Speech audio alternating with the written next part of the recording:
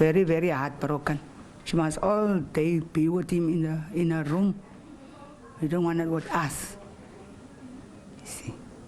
And he was doing anything for her. She must only stay there in that room. You are the guys that's supposed to protect us, but you are raping us. Enough is enough, but we cannot stand on this by ourselves. We need the government to help us. In the website of the Department of Justice and Constitutional Development, there are already amendment bills to the various issues you are raising about the Criminal Procedure Act. A very good evening and welcome to Unfiltered on SABC3 and the SABC News Channel 404. I'm Peter Ndora, standing in for Aldrin Sampear, who's away tonight. Now, the spate of killings of women and young children during lockdown has elicited calls for laws around gender-based violence to be strengthened. According to Lifeline South Africa, the number of gender-based violence cases has risen by 500% since the COVID-19 lockdown. South Africa had been grappling with the scourge of violence against women long before the COVID-19 coronavirus lockdown was imposed. And police say that a woman is killed every 3 hours in South Africa. That's 5 times the world average. Well, tonight we engage in this heart-wrenching debate with our guests, Crispin Phiri, who's a spokesperson for the Ministry of Justice and Correctional Services. Major General Bafana Linda is the National Head of Family Violence, Child Protection and Sexual Offences at the South African Police Service, SABC. And we also have Nonhlanhla Mkwena, who's with the Centre for Communications Impact, and Deputy Chief Masipepe, who's gender-based violence, as well as clinical psychologist Itai Profiter. And of course, you can always join us in tonight's conversation, and I would invite you to tune into our social media platforms using the hashtags at SABC News Online and at SABC News Unfiltered. And our question for you tonight is, what can authorities, the police, the courts do to protect women and children against gender-based violence? What can the authorities, police, the courts do to protect women against gender-based violence? Please send in us your suggestions, your thoughts. Be part of this conversation this evening. But first, let's take a look at what's in our headlines this hour.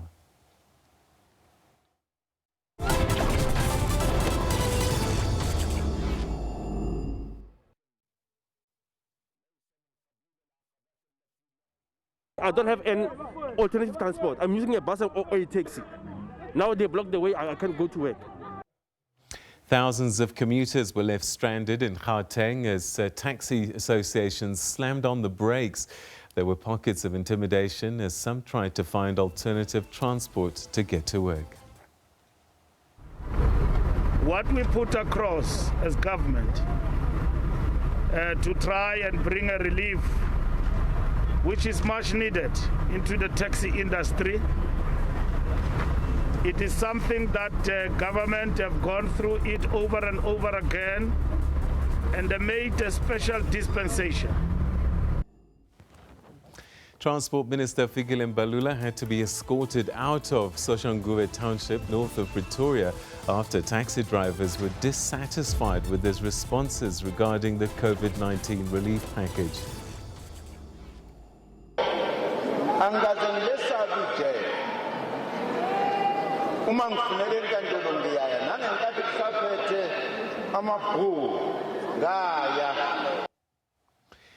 Former President Jacob Zuma will be returning to the Pietermaritzburg High Court tomorrow with a warrant of arrest hanging over his head. Zuma and French arms company Thales are facing charges of fraud and corruption linked to the controversial arms deal of the 1990s. All right, thanks very much indeed for joining us. We're watching the program Unfiltered. I'm Peter Ndora and I'm standing in for Aldrin Sampear today. And the focus for us that we have at the moment is the scourge, which is gender-based violence. And To help us unpack some of these issues, I'm now joined by Crispin Phiri, who's the spokesperson at the Ministry of Justice and Correctional Services. Hello, Crispin. Thanks very much indeed for joining us. Are you there? Good evening, Peter. Good evening to our viewers back home. All right, Crispin.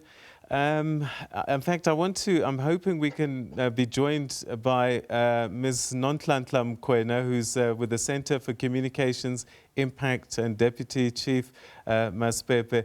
Are you there? Good evening, Peter. I'm here, and good evening to the listeners. All right, thanks so much for joining us. I'm going to start this conversation with the both of you because I want to get a sense from the Ministry of Justice and from you, our C. Nonhlanhla, about what you're seeing every single day and perhaps what the courts can do for you to help you with the women that come to you and that you're dealing with all the time. So let me start with you, Crispin.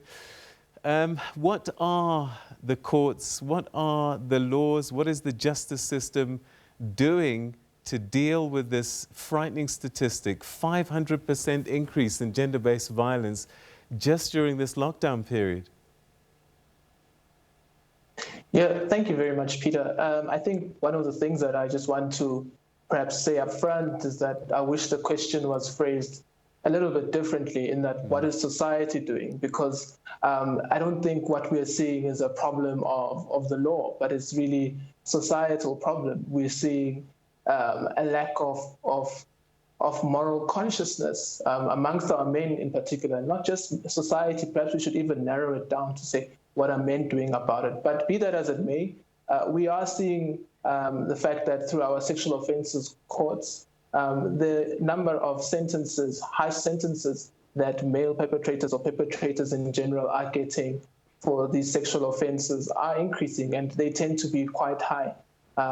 We've also recently, as the Department of Justice, recently as in a couple of weeks ago, at least through Parliament, got through the Prescription Amendment Act, which really allows victims of sexual offences to report a crime regardless of the passage of time. And there are also a number of other legislations which I hope to speak through during the course of this interview that we have in the pipeline and hope to have by July. As you would have put in that inset, the Minister has said that these have been out for public comment, and we are in the process of ensuring that Cabinet processes it and it's before Parliament, where greater society can have a look at this and really have their say in the type of domestic violence legislation that they want, the type of law in general that they want to see around gender-based violence. But safe to say that the law in and of itself on its own is right at the end of this process. Even our courts are right at the tail end of this process. What we need is a lot more action from our own brothers in particular, and uncles and fathers, to really reflect and understand that we now live in a society where women are not our possession, where women do not belong to us, where we are not entitled to sex. Okay, Crispin, I'm going to ask you just to hold on for a moment because the President is speaking just now, the President of the African National Congress, Cyril Ramaphosa, speaking about this very issue, and we'll carry on with this conversation right after that. But the first words there from Crispin Phiri, the spokesperson from the Ministry of Justice and Correctional Services, saying that this is a societal issue and that the legal system actually comes right at the end of that process, and so that a lot of things need to happen before that. All right, let's cross now to the President of the African National Congress, Cyril Ramaphosa. Permutations to it. But I think the key one has to target the men of South Africa, and we need to speak to the hearts and the souls of the men of our country, because it is they who disrespect women, who dishonor women, who destroy women's lives. And by destroy, I mean real destroy, in the form of, if you rape a woman, you're basically sentencing her to death. If you kill a woman, she is dead. And this is happening at the hands of men. And if you unleash your violence against a woman, you are scarring her for life. And this is precisely what we men need to be aware of and to stop, because unless we mobilize men to stop the violence that they are perpetrating against women, it will not stop. Patriarchy is practiced and exercised by men, and men think that they are more superior to women, and some men believe that they own the women, and therefore they can order them around, beat them up, rape them, and kill them. And it is this patriarchy that prevails in men that we need to break down. And I believe that it is possible to break this down. We need to raise the level of awareness and consciousness and speak to the men of South Africa.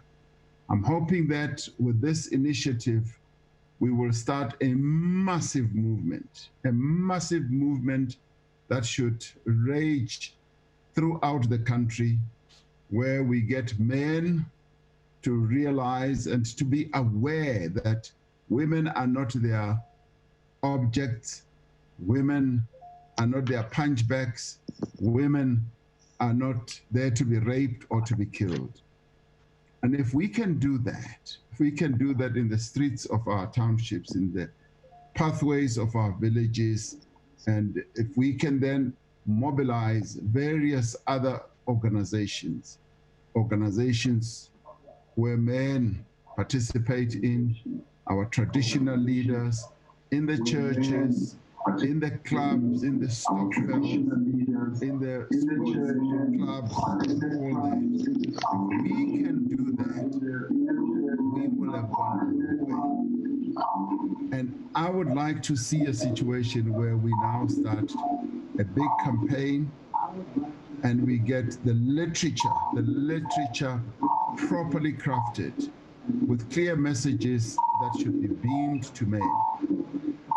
Clear messages that should also go to young boys, because it is also in the home where this messaging should start. Young boys need, from a very early age, to be taught, and it must be inculcated in their heads, in their minds, the respect of women. The girls that they are growing up and learning with in school must be respected. Respect the women, the young girls that you're learning with your mother, your sister, your aunt, your grandmother. I mean, some of the horrible things that we hear about of young men raping their grandmothers. These are horrendous things. We need to be sending those messages to them so that as young men grow up, they should know that they need to respect women. And of course, one of the key problems is that we have families that are headed by single women. The fathers are not there. The fathers are not in the lives of our children. And that too requires attention. It requires a clear message to be sent to the men of South Africa who have children that, one, they don't live with, children that they don't look after. And some of the men don't even support their children. We need to put out a clear message that if you have a child, look after your child, support your child, and be a father to your children. So these are messages that need to be spread around. And if we need to be evangelical and preach these types of messages, so be it, because we need to use every means to reach out to the hearts of the men of our country. It is a real scourge that in this day and age, particularly as we are going through coronavirus, which is a massive pandemic that we are going through, we now have to go through another pandemic where the women of our country have become completely defenseless and where they are being slaughtered like animals. This needs to be put out into the public, and we need to get men to stop this cruelty, to stop this horrendous disposition that they have towards women. They are acting in an uncultural way. This is not part of our culture. This is not part of our tradition. Our forebears never behaved in this way. And we should therefore be pushing that message across that they are acting untraditionally, unculturally, and completely devoid of the morality that underpinned the lives of our forebears. But I believe that that's what we need to do. But of course, at the same time, we need to support the women of our country. Women of our country need a great deal of support. The Tutuzela centers that we've put up needs to be increased. I'm not happy with the number of Tutuzela centers. There needs to be more. As we are working on the men, we need to do that. But also we need to be focusing on economically empowering the women of our country. Some of the women stay forever in violent relationships because they have no other way economically to fend for themselves and their children. So the empowerment of women is top priority. That is why we've highlighted it as top priority in government, and we're going to be pushing that. We need to ensure that the women of our country become properly skilled, properly empowered, so that they can stand up on their own 2 feet and be able to walk away from relationships that are abusive, that are violent, that could even lead to their deaths. So that is another thrust. But as we do that, the empowerment of young girls at institutions of learning, at university, at colleges, and even at high school is another important area that we need to focus on. And we need to be spreading the message also to our educators, because that's where they also need to make an intervention. And the systems that we've got in our institutions of learning must also be supportive. We must be able to have systems that will detect possible abuse of young women at institutions of learning. And the same thing must happen in the workplace. Workplace, that's where women are also abused quite seriously. Sexual harassment is quite often the order of the day in many companies. And that is why we are saying companies must have sexual harassment policies. They must also be companies that will be able to lead the process of conscientizing their employees, especially men. And we've known of women who work in certain situations where they are physically harassed at work. Sometimes it happens in the mines, underground. Sometimes it happens in the office. Sometimes it happens when people are traveling on work projects and all that. And so therefore, we must heighten the message. And in a way, it needs to be made clear that you harass a woman sexually, you beat up a woman, you rape a woman, the consequences are going to be very harsh. It's for that reason that I've supported very, very strongly that when a man has been arrested for rape, for killing, and even for assault, they must not be given so bail. he might finish at 9. Men know that. I do believe that they will so you let me know. Their tracks.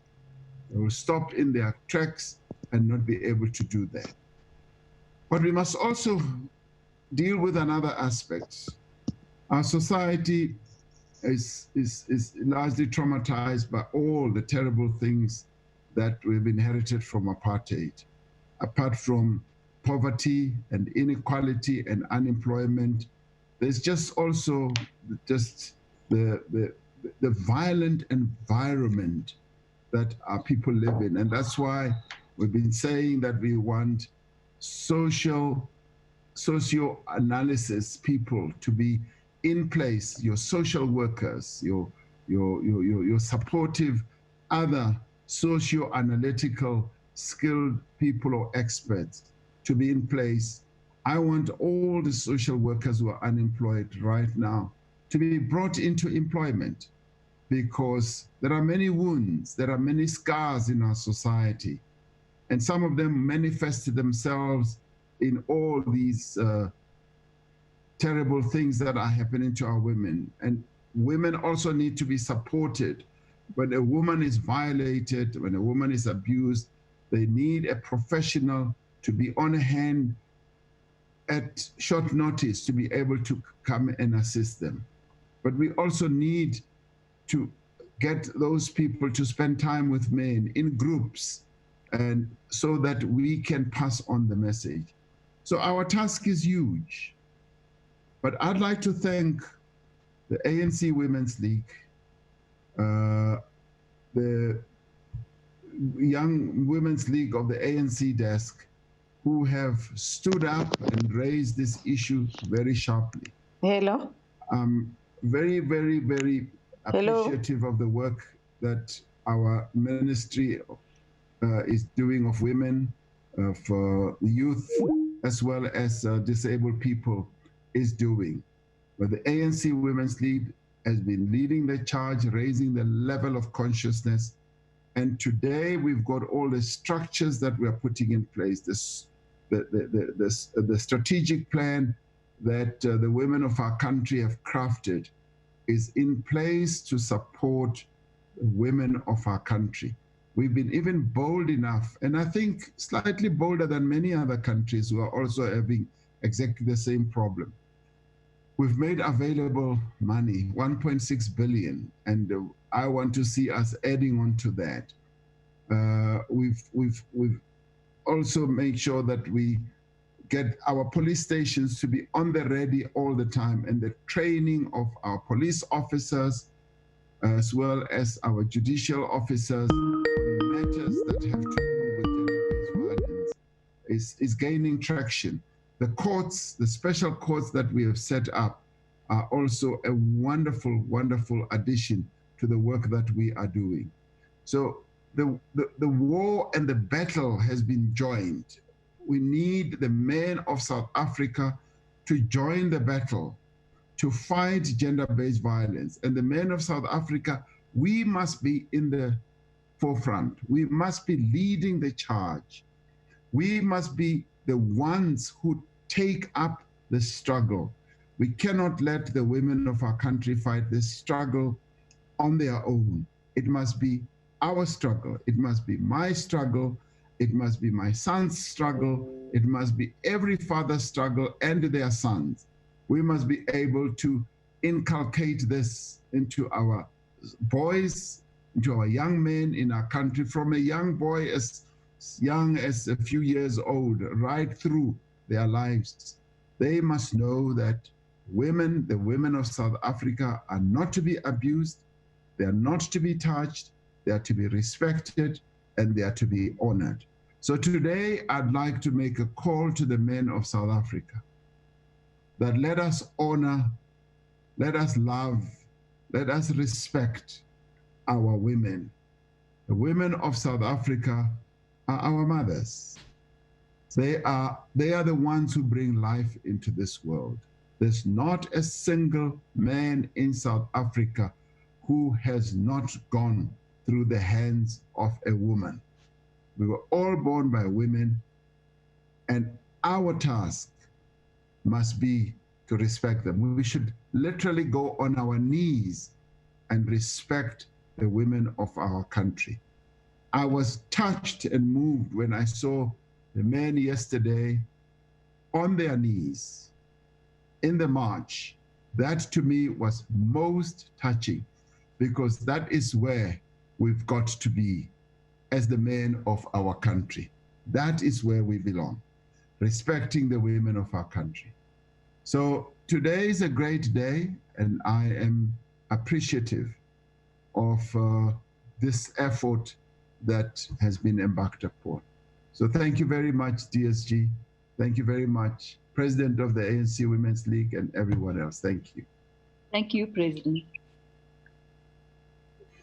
Thank you very much, Comrade President, for that good summary on the issues and recommendations from our panel, as well as what needs to be done going forward. I think all the inputs are assisting us sitting here tonight that as a country, we need to take a lot in terms of men leading and assisting in supporting within the fight against gender-based violence. All right, that's where we're going to leave it for the time being. That was the President of the African National Congress, of course, one of the parties that are members of the Tripartite Alliance, and they've been in dialogue talking about gender-based violence, this again under the theme Men and Boys Fighting Gender-Based Violence, and his message. We're going to look a little bit more into detail right after this break, so stay with us as we continue with this discussion on Unfiltered.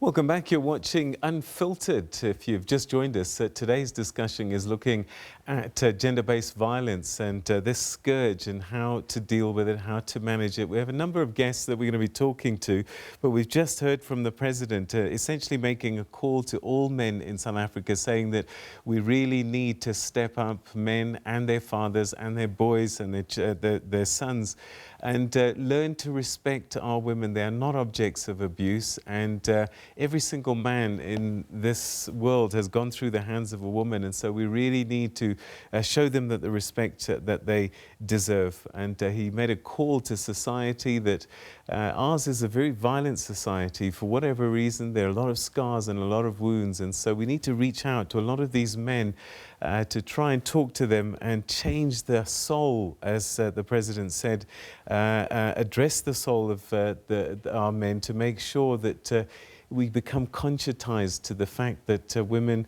are equal partners and that they really deserve the respect that we need to break through. All right, let me start to unpack some of these issues. We were talking to, in fact, just before that, I'd like to play you this little clip that takes a look at femicide in the country.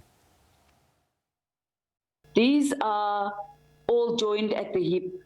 And one of the things we need to do is to struggle against that, to make sure that women don't remain at the bottom end of the pyramid, and that we are not bashed, raped, killed, simply because we are women. The time has come for men to start taking issues of gender-based violence seriously. And also, as we must act as South Africans, because we have lost a dignity, because women are killed every day, and that is not a shock to anyone. The Alliance has to claim its role properly in the struggle for a non-sexist South Africa and against gender-based violence, patriarchy, and sexism. I think maybe let me also use this opportunity, comrades, to pay tribute to first the few mothers that we lost in the last few days, who contributed immensely in our struggle, particularly even through their children. The mother of Comrade Jabu Mleketi, Geraldine Fraser Mleketi, Trevor Manuel, as well as Comrade Paul Mashatile. And of course, many women who died in recent time because of gender-based violence unleashed on them, particularly by men. And that these many women who died have arose on the movement, social consciousness. If you like, they've paid the supreme sacrifice. All right, Solima Paila of the South African Communist Party speaking a little bit earlier on this evening. And we also heard from the president of the ANC Women's League. And again, as I said, all of these people, part of the Tripartite Alliance, looking at gender-based violence today and talking about the initiatives going forward to try and deal with this scourge. All right, let's get our guests back on the line now. As I said a little bit early on, we had Crispin Piri, who's with the Ministry of Justice. But I want to start now with Nonhlanhla Mkhwena, who's with the Centre for Communications Impact, and Deputy Chief Masi Pepe, GBV. Thanks so much indeed for joining us, Nonhlanhla. You've heard the President speaking, and a little bit earlier on, I think you heard a little bit about what Crispin said. He talked about the law being right at the end of the story and that a lot needs to happen beforehand. The President talked about changing the hearts and souls of men. But you're dealing with the women on the front line, literally, of this GBV battle. What do they need urgently in terms of assistance? And can Crispin and the Ministry of Justice assist our women? Certainly. GBV is a social problem. However, we have good laws in our country that are not being implemented effectively. I mean, recently one of the Masipepe partners in Cape Town shared that she went to a family court where survivors go to apply for a protection order. And on the door of the office where the survivors go, it was written that without a case, you can apply for a protection order. And we know that the law, the Domestic Violence Act in our country says that a survivor can open a case of assault, but at the same time, they can also apply for a protection order without opening a case. The problem that women are facing on the ground is the secondary victimization when they go to those institutions that are mandated to protect them. That is the problem. We have very good laws that are not implemented effectively. All right, Crispin, you've heard the charge.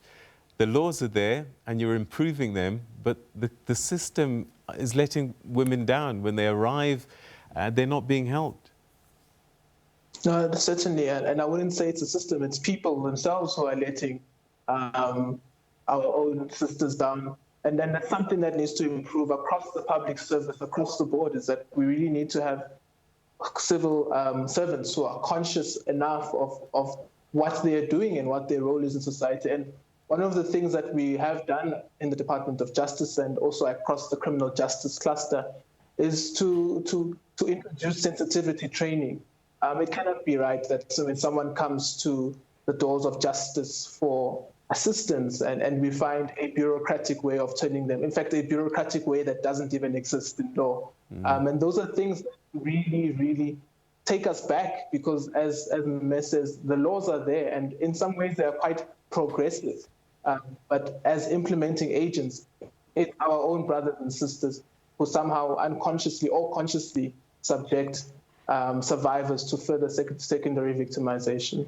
So this is not a new story. This has been going on since the beginning of time, I suspect. And I just wonder, why is it taking time to fix it?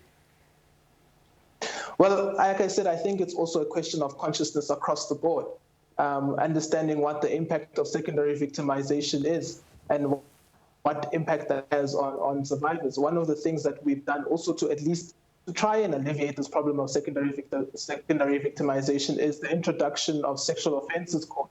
And as the president of the African National Congress and the Republic has just outlined, those courts in the main are designed to ensure that when survivors come into our facilities for justice, they are able to testify without having to go through the process of secondary victimization, testifying right in front of the offender. So the will is there. And like I've said, also introducing sensitivity training and rolling it out on scale is something that the IMC on gender-based violence and other issues that have been put in place to deal with this pandemic are seized with. And it's ongoing changes that we're introducing, and we do hope that we can introduce them a lot more rapidly. All right. Nonhlanhla, you heard that. Does it sound like more promises, or are you encouraged with this introduction of these special courts that maybe things may happen differently and faster? I think what is important is that there should be consequences to people who are not doing their jobs. Accountability is a huge issue in our country, and impunity is also a huge issue. People know that they can do things and get away with them. So it is important for the Department of Justice that once such people are identified and survivors come forward and report such people, they are dealt with, so that we can send a strong message out there that we are not going to condone gender-based violence in our country. Our country is in a crisis. Women are dying, children are also dying. So it is about time that we stopped talking and acting and implementing. Do you think that there's enough laws to cover gender-based violence? Because sometimes violence goes beyond just beating a woman. It comes in different forms, and I guess the laws sometimes struggle to manage with those other aspects. Yes, it is a social issue, and it begins at home. Definitely, we have to start at home in terms of socializing our children. I think most of the time, as parents, and even lack of fathers, especially in the home, we end up raising girls and we neglect raising the boys. From a very young age, girls are taught how to behave, how to do certain things. But I wonder how much of those conversations with boys do we have from a very young age, and we are lacking. And also in terms of the system, when someone comes forward and report, let us make sure that we arrest and prosecute and also sentence. So we have to balance the law and also ensuring that we come up with interventions that are going to ensure that we address gender-based violence and gender inequality from a very young age. We should start seeing each other not as a male or female, but we should see each other as human beings from a very, very young age, so that we do not get to a situation where we are only saying that the law must act, but it's the law and the socialization of our children from a very young age, and also ensuring that we come up with social behavior change, interventions that are evidence-led to ensure that we see the change that we want to see in our own societies. Because what is happening now is a reflection of who we are as South Africans, and it's something that we cannot run away from. All right, Crispin, we're running out of time, so I'm going to give you your final word now. What would you like to share, perhaps as assurance to women who are watching this program and saying, yeah, look, these laws are great, but they haven't been helping us. How are they going to help us going forward?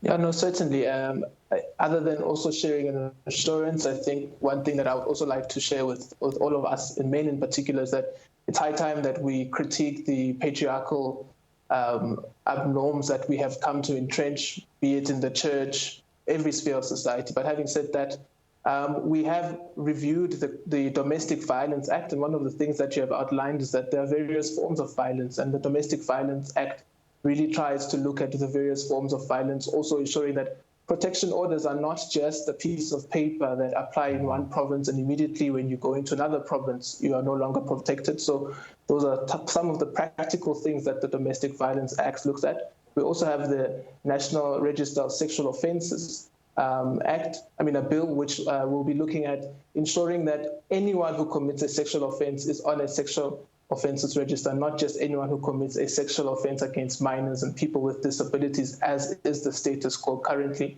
And finally, we're looking at the Criminal Amendment Bill, which looks at, as the President has mandated, harsher penalties, but also ensuring that it is near impossible to get bail for a gender-based violence offense. It must be extremely hard, and there must be some real extenuating circumstance for one to get bail for such offences. And that, we think, is a good step in the right direction to show that as a country we are very serious in terms of our legislative regime around gender-based violence. But most importantly, the laws on their own are just an instrument. This requires everyone in society to take charge, and particularly men. It's a men's problem. All right, Crispin, we're going to say goodbye to you. Thanks so much indeed for joining us and sharing your thoughts with us. And let's hope a lot of this stuff gains momentum and takes real effect. Asnonhlanhla, I'm going to give you the last word. We're going to speak to the police shortly, and I just want to get a sense from you, what should I be asking them? I think what you should be asking the police is if they do understand the pain of a woman leaving her home and going to the police station to report domestic violence, and only to be turned away to say, go and speak to your perpetrator.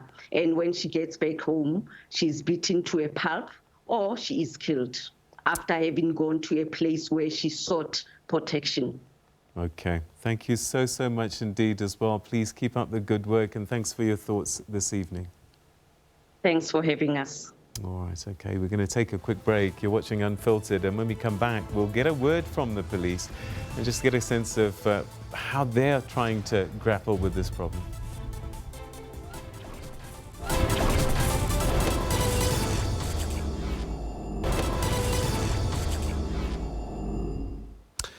All right, welcome back. You're still watching Unfiltered. I'm Peter Ndoro, your host for tonight, standing in for Aldrin, who's away tonight. All right, let's listen to some voices that can perhaps help tell us this story. Let's curb the continuation of this violence. Let's respect our women for who they are. That act is a very punishable act, and people need to be treated accordingly. All right, so some of our viewers sharing their thoughts with us about gender-based violence. Let's go to Major General Bafana Linda, who's the National Head of Family Violence, Child Protection and Sexual Offences at the SAPS. Thanks so much indeed for joining us, Major General. Just before the break, I was speaking to Nonhlanhla Mkwena from the Centre for Communications Impact, Deputy Chief Masipepe at GBV, and she said, I should ask you, do you understand, do your police officers understand the pain that a woman suffers when she comes to the police station seeking protection and the police send her back home where she's beaten to a pulp when the police saying, go and talk to your husband? Thank you, Peter. The police understand it very well because our National Commissioner, General Ketla Sitole, issued a clear instruction that no women will be sent back without being assisted at the police station. Number two, we have a ministerial 6-point plan that clearly elaborates how women victims of GBV should be treated. Here, Peter, we are dealing with issue of non-compliance. Hence, we are saying it's high time the community must name and shame those police officers and police stations who are sending the people back so that we can be able to deal with the ill discipline of those police officers. That's why we have them wearing uniform with name tags at their chest that have their names so that we can deal with those ill-disciplined and unwilling to assist police officers. But you hear stories all the time of police intimidating people that come and try and report them. People are scared. I mean, isn't this a problem you should be solving? That is correct, but we also do have the number where one can call without being given the name, which is the Crime Stop number 0800 10111. That is the number that the people can call and be able for us to deal with it. I repeat it, the number is 0600 10111. That's the number that they can call if they're afraid to be victimized by those law enforcement officers. But please remember that we also have different levels of command within the police station. We have the police stations, we have the station commander, we have the district commissioners, and we have our provincial commissioner's office, where also the matter can be escalated in case maybe the station is not cooperating. All right, how far have you got in terms of retraining, reconscientizing? Because for the longest time, a woman getting beaten up was treated as a domestic issue. Well, Peter, the training within the police, we call it in-service training, is ongoing. Hence, I'm making this call that maybe it's high time that our community and civil society must name and shame those police officers who are not compliant with the instruction that is coming from the Office of National Commissioner. All right, so just give us from your perspective as the police, what are some of the challenges that you're facing in trying to deal with gender-based violence? I'm sure that there are some things in your way that you would like assistance with. number one, we need to partner with the civil society. The challenge we have is when women come and report the matter, the case is open, being investigated, and placed before court. And after a few months, because the family have sat around the table or under the tree and discussed the matter as a family matter, then the woman comes back and withdraw the matter.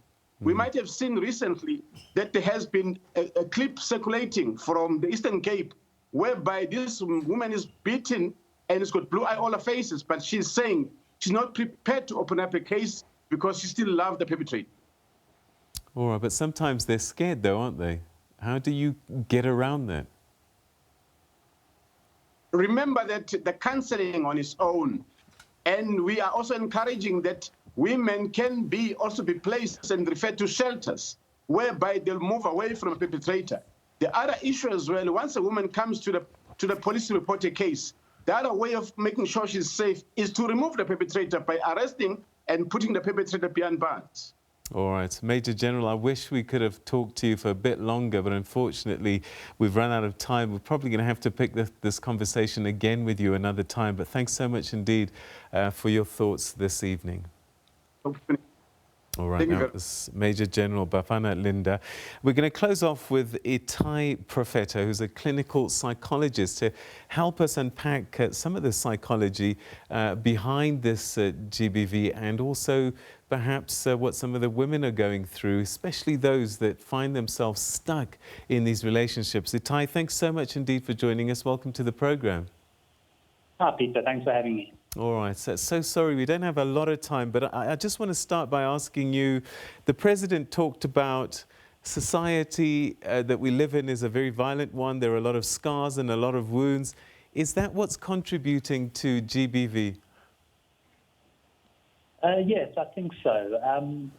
I think the legacy, of our past, of apartheid, has left a lot of broken homes. And I think your other previous guest also mentioned single-parent households. A lot of young children are growing up, without fathers, without positive male role models. Moms that have to travel far for work, leaving kids unsupervised. And I think also seeing sometimes violence at home often leaves these children quite vulnerable, when they grow up, to acting out violently, not able to manage their emotions, not understanding what's really going on inside of them. All right, I'm definitely going to get you back on again, but just perhaps to give us another take as well, is there a way to reverse that? How can we as a society change that, given the cultural drama that plays out, patriarchy, and all of this learning that we've had for generations? Yeah, as you said, there's quite a lot of things and it's very complicated, but I think the most important thing is education, giving mothers a chance to improve their financial livelihoods, so that they can, spend more time with their children. Also these young boys, when they grow up, staying in the family, contributing to their children's lives, and being a positive role models. I think dads that stay often have a positive impact on their children. There is education, there is a challenge that we also face. There are women that want to leave, can't because of economics. We need to empower them. But there are also women that stay, and often people don't understand why. Is there a psychology that plays out there? One often talks about you can jail someone for a long time, lock them up, and then at some point you don't have to lock the door anymore. Yeah, unfortunately, this is quite a common thing among people. It happens in males and females, people that are abused, that sometimes don't think they deserve any better, and it can be incredibly frustrating for the people around them. Trying to convince them, to leave, that life will be better. But it's very hard for those people when they're in that situation to get themselves out. And so I do implore, if a woman is looking to get out of a relationship, to try and find people in their lives that can be helpful, friends, family. There's many organizations that are very helpful that can help the woman get legal recourse, resources, shelter. So it's important for these women to try and lean on these resources. All right. Itai Profeta, unfortunately, it's very short, but again, another one of the guests that I'm going to try and get back on the program sometime in the future, just to talk a little bit more about that. But Itai, thanks so much indeed for your insights this evening on the program. Thank you, Peter. All right, that's a clinical psychologist, Itai Profeta. Yeah, there's so many things to unpack. Sadly, we run out of time, partly because we crossed to the president, who was talking about the challenges of gender-based violence and what we can do as men, stand up, even go on one knee to show the respect that our women deserve, and just conscientize society that women are not objects of abuse and that they deserve much, much better for us. All right, so that's where we're going to have to leave Unfiltered for tonight. Thanks so much indeed for tuning in. Have a good evening, and we'll see you again next week. Take care. Bye-bye.